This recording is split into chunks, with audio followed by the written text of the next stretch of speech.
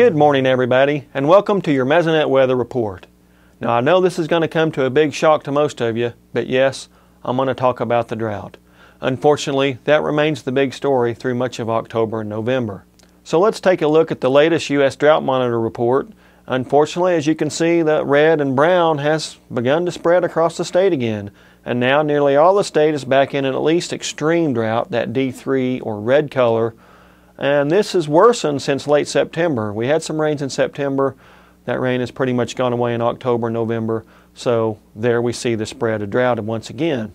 Speaking of that October and November rainfall, let's take a look at the Mesonet totals for those 2 months. You can see very little rainfall has occurred in October and November. Really not even a quarter of an inch in much of western Oklahoma. Take a look at the Oklahoma Mesonet sites at Hollis and Bessie. They had 1/10 of an inch of rain over the last 2 months. So really dry out there. Now let's take a look at the percent of normal rainfall for October and November. You can see less than 40% of normal for much of the state and less than 20% of normal for the western third and also north central Oklahoma. Statewide, we had an average of 1.68 inches over the 2 months. That's more than 4.3 inches below normal and about the 5th driest October-November on record. So really bad timing for this drought.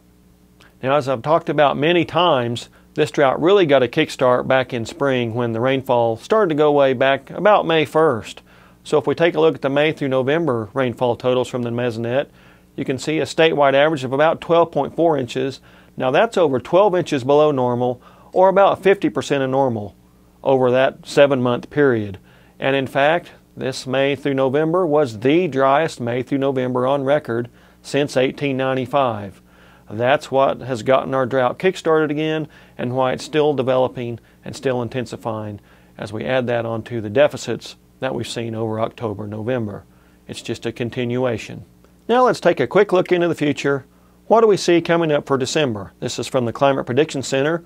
These are probability maps, so the chances of above or below normal temperatures and precipitation for the month of December. Let's start out with temperatures.